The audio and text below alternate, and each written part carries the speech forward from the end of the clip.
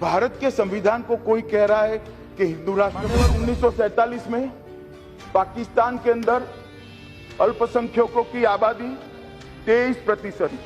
जरा ध्यान से सुनो दादा, ध्यान से सुनो। पाकिस्तान में अल्पसंख्यकों की आबादी 1947 में 23% और 2011 में 23% से कम होकर 3.7% हो गई।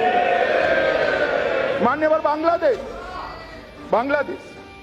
बांग्लादेश में 47 में बांग्लादेश के अंदर अल्पसंख्यकों की आबादी 22% थी और 2011 में वो कम होकर 7.8% हो गई। मान्यवर कहां गए लोग, कहां गए? या तो उनका धर्म परिवर्तन हो गया, या तो भारत में आए, या तो मार दिए गए, या तो प्रताड़ित कर भगा दिए गए। मैं पूछना चाहता हूं, जो लोग विरोध करते हैं, ये माइनॉरिटी का, ये अल्पसंख्यक जो हिंदू, सिख, बौद्ध, ईसाई, जैन, पारसी है, क्रिश्चियन है, इनका दोष क्या है? क्या दोष है उनका? उनको इस प्रकार से क्षीण कर दिया गया। हम चाहते हैं मान्यवर कि उनका अस्तित्व बना रहे और सम्मान के साथ दुनिया के पर्दे। मान्यवर इनको बिठा दीजिए, इनको बिठा दीजिए जरा। और मान्यवर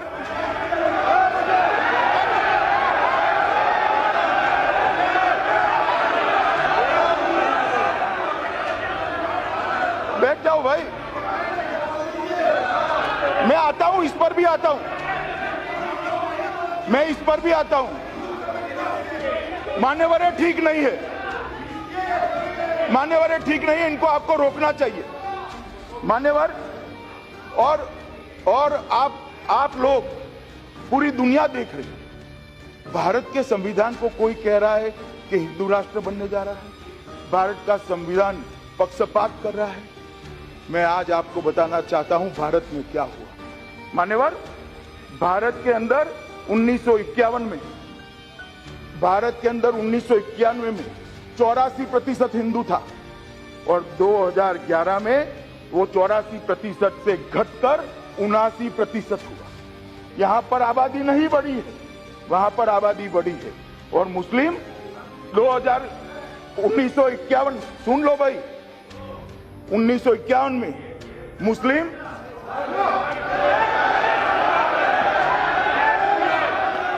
मान्यवर 1951 में यहां पर मुसलमान 9.8% था, आज 14.23% है। हमने किसी के साथ धर्म के आधार पर भेदभाव नहीं करा। और मैं इस सदन को विश्वास दिलाना चाहता हूं, आगे पर भी धर्म के आधार पर भेदभाव नहीं होगा, इसका मैं सदन को विश्वास दिलाना। परंतु धर्म के आधार पर अगर पड़ोस के देश के अंदर धर्म के आधार पर वहीं की अल्पसंख्यकों के साथ अत्याचार हो रहा है, प्रताड़ना हो रही है, तो भारत मुख्य दर्शक बनकर रह नहीं सकता। उनको बचाना पड़ेगा, उनको सम्मान देना पड़ेगा, उनको स्वीकारना। मान्यवर, इसलिए अब मैं फिर से आर्टिकल 14 पर आता हूं। आर्टिकल 14 में कहा गया है कि समानता का अधिकार संसद को कानून बनाने से, समानता का अधिकार जिसमें न हो ऐसे कानून संसद नहीं बनाए। मैं मानता हूं, मगर ये कोई क्लास के लिए नहीं हुआ, कोई एक धर्म के लिए नहीं हुआ, कोई एक धर्म के लिए नहीं हुआ, एक क्लास के लिए हुआ, माइनॉरिटी के लिए हुआ है। हिंदू, सिख, बौद्ध, जैन, पारसी, क्रिश्चियन, ये सारी माइनॉरिटी के लिए हुआ है। अगर इसमें से सिर्फ पारसियों के लिए करते तो आर्टिकल 14 जरूर आड़े आता। मान अगर सिर्फ बौद्धों के लिए करते, आर्टिकल 14 जरूर सामने रास्ते में आता है।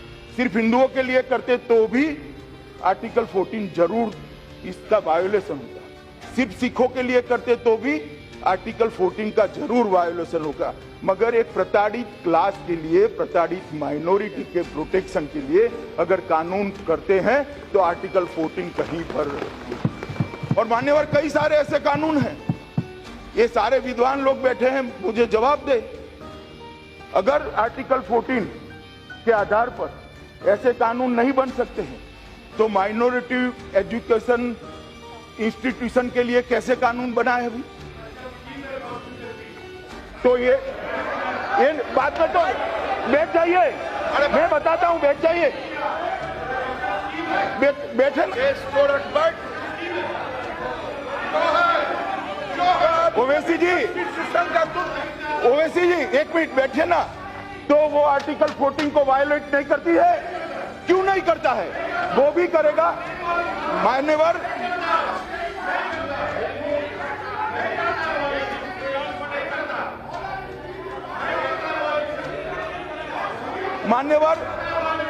मान्यवर मुझे रक्षण देना चाहिए। मैंने सबको सुना है, मुझे सुनना चाहिए इन लोगों को।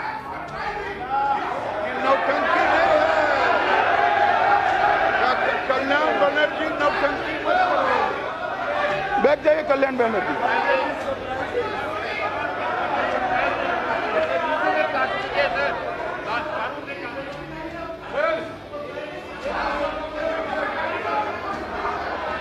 बैठ जाइए, बैठ जाइए दादा, बैठ जाइए, बैठ जाइए। मान्यवर ये बिल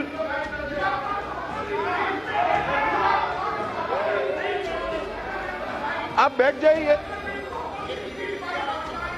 नहीं, ऐसे नहीं बैठाना पड़ेगा मान्यवर, ऐसे भाषण नहीं हो सकता।